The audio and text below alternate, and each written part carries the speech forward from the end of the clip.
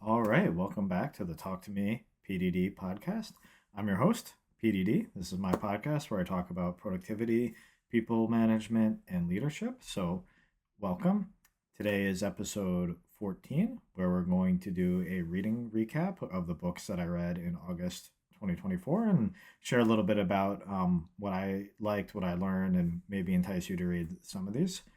So this is part of my journey. My goal to read 60 books in 2024. So well on my way. Um, aiming to get 5 books in every month. So without further ado, here we go. So book number one is Quiet Leadership by David Rock. This is a coaching book. If any of you have done the coaching habit workshop or read the coaching habit book, by Michael Sanger. Um, this will be familiar to you. It's a framework to help coach other people, and it's really focused on how we can help others change their thinking and improve their thinking. So instead of telling someone what to do, helping guide them and figure out what their problem is and what are some potential solutions that they can work on. So, again, referring back to a theme that I've talked about a little bit in terms of people management is the style of authority and how really using indirect authority as opposed to direct authority and telling people what to do is so much more effective and much more common than you might think. And why this is important if for people that are not people managers and aspiring to make that transition, you have a lot of opportunity to lead with indirect authority. So that's what you're doing when you're coaching. You're not telling someone what their problem is or how to solve it. Um, you're helping them think about what they need to do and coming to that conclusion on their own, which is going to be much more powerful for them. They're going to have ownership around it because it's their idea. Even if you told them to do the exact same thing that they ended up with, it's going to be a different experience. So quiet leadership gives a lot of specific steps that you can work through to help someone improve their thinking. And a couple takeaways that I liked for it. It's really about focusing on solutions and the process, and not getting mired into the details of the problem. It may seem strange, but the specifics of the problem that you're helping someone with, they don't matter. And in some ways, they're counterproductive and can get in the way of helping you as a coach get the person to think about what they need to do to move forward on the solution. So it's tempting to get into the details of the problem, but it's much more effective to work through the process and to focus the person's thinking on the solution. Something that I also really liked about this framework, or one of the takeaways, is this concept of asking for permission before moving levels deeper. So, depending on your relationship with the person or how the conversation is going, um, I think it's a good step to ask for permission to move forward into kind of different levels of coaching or maybe different levels of intimacy in terms of the how personal a problem is to somebody. That step of asking for permission and receiving it to move forward was a takeaway that I really liked from that. So there you go. That's Quiet Leadership, book number one. Book number two, Back of the Napkin by Dan Rome. This is a book about visual thinking and presentations. Really enjoyed it as well. It reminded me a lot of the book Storytelling with Data, although a bit more of a creative, humanized version of that. Where I really like Storytelling with Data, but it's very much like a math book, I guess, in a lot of ways. It's just sort of here are the graphs, here are how to optimize it. Um, Whereas Back of the Napkin, I feel captured a lot of the um, human side of storytelling and ways to pull the two of them together in presenting data, but also having data be effective and carry that human element to it as well. So it's not just presenting; it's using the same type of tools to help visual thinking and to work through problem solving before you get to the presentation piece. So sort of using the tool in two different types of domains. I really liked sort of the concept of being able to problem solve and to do this sort of visual thinking or presenting with very minimal tools. A napkin and a pen, for example, a whiteboard and a pen. Um, there are a lot of really powerful presentation tools, but there's something very primal about doing it just kind of in a drawing way. And I think some of the ways it's talked about in the book can really draw your audience in or draw your team in together as you're thinking together, with just a few tools and few distractions. Um, yeah, and then there's a really simple framework that helps you decide what types of graphs to use and sort of what level of granularity you should present your data at for a given problem. So cool book. Yeah, I like that a lot. All right, book number 3, Power to the Middle, by a number of McKinsey or former McKinsey consultants. So getting this book and being excited about it made me think of sort of a Jeff Foxworthy style joke, and sort of you might be a redneck if, well, I think you might be a middle manager if you get excited about a book about empowering middle managers. So there you go. That was my initial thoughts with that. This book was written during the pandemic when a lot of things changed for everybody, but even more so for middle managers. So increased expectations about being there to support frontline workers, to help navigate the organization, the people in the organization through the change, while doing so themselves.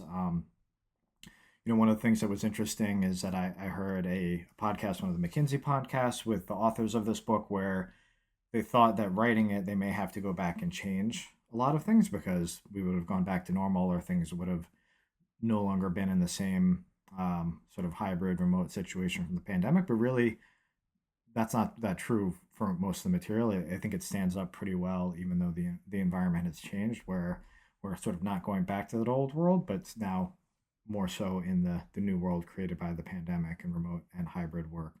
Um, I would say that there's kind of the piece about hiring that's now a little bit different, whereas at the time, sort of this competition for talent, and now maybe less so with less jobs. But again, just something that's cyclical and change. It just shows how constant change is in our industry. Um, let's see.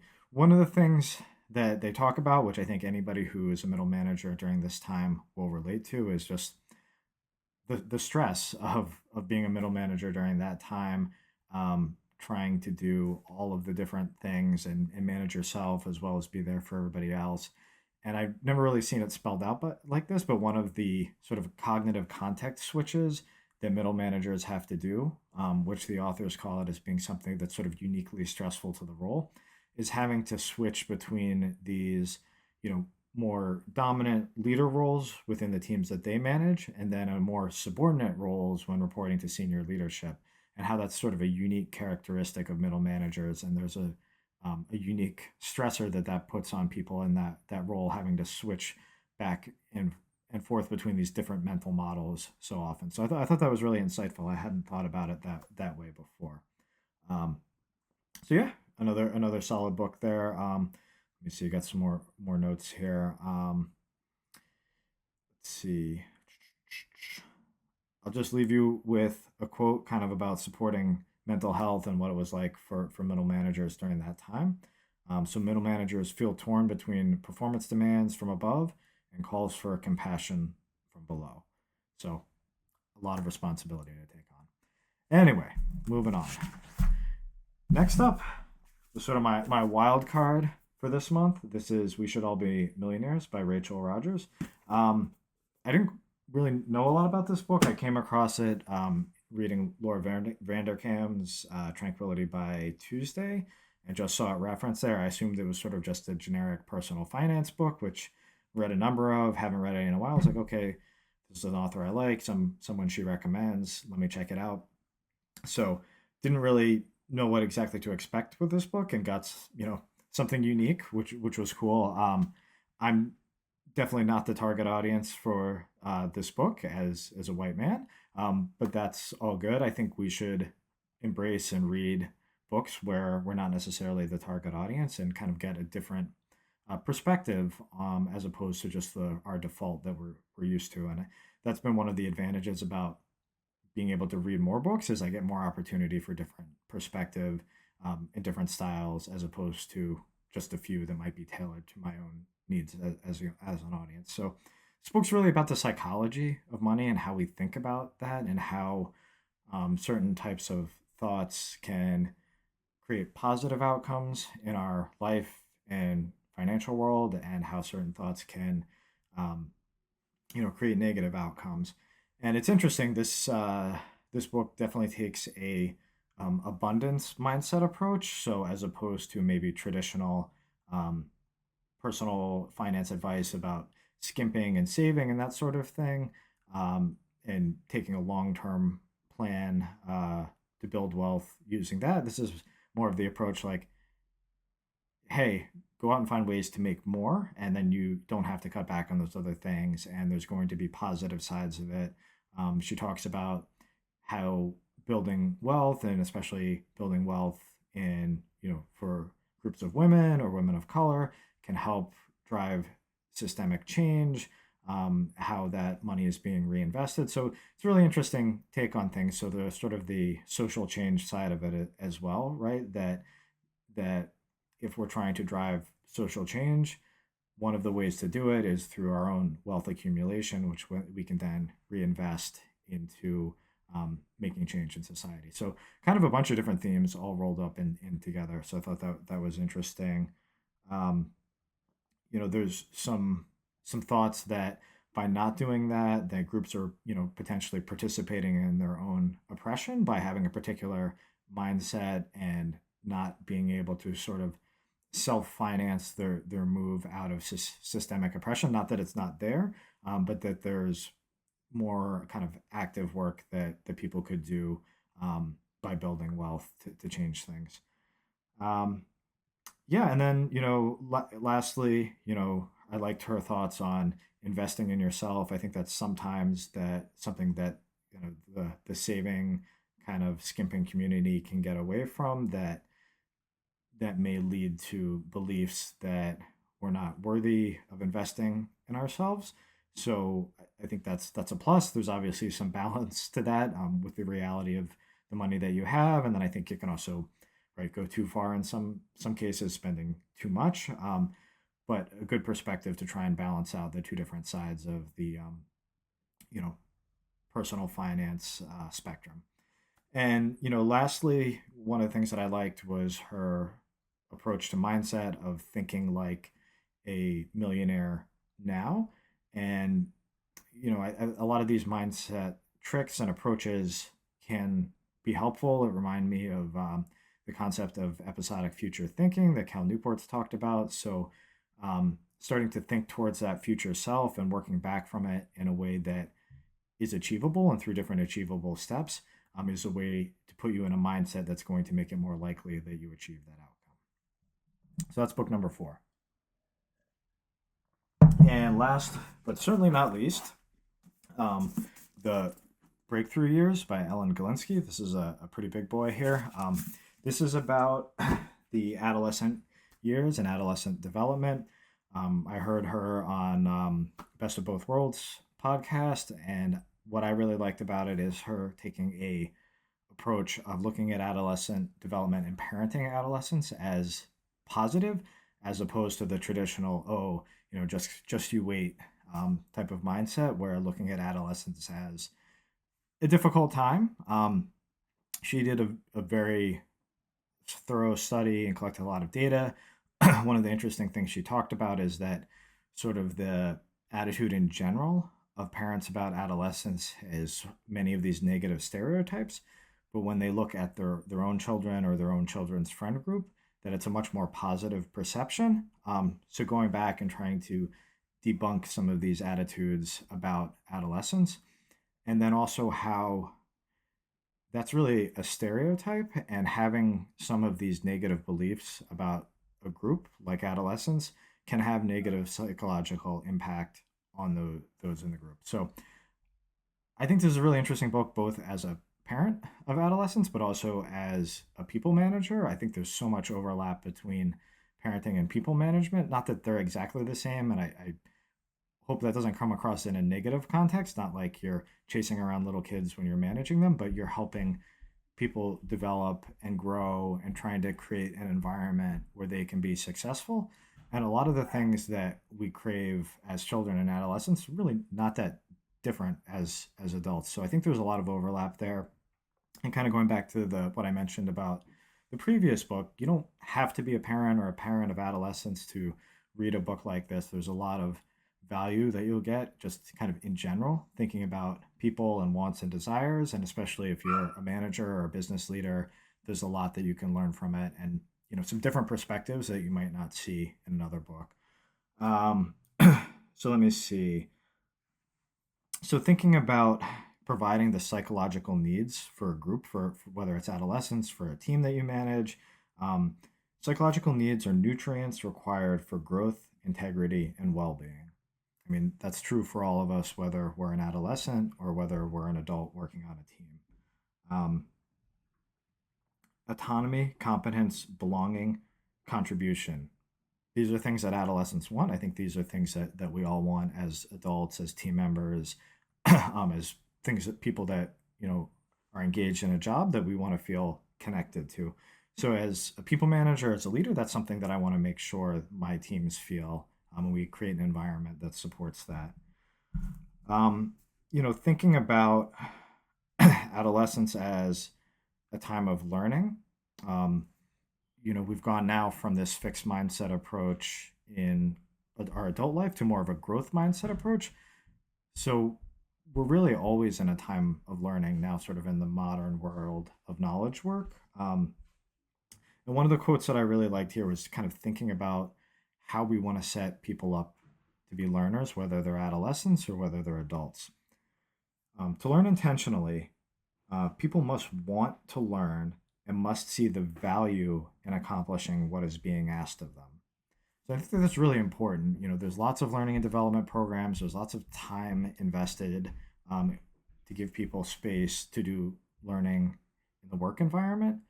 Um, but if you don't see the value and they're not personally invested into it, you're not going to necessarily get a lot of return out of it. So thinking about ways to how get ourselves and to get people that we work with to think about driving their own learning in a way that they're connected with it.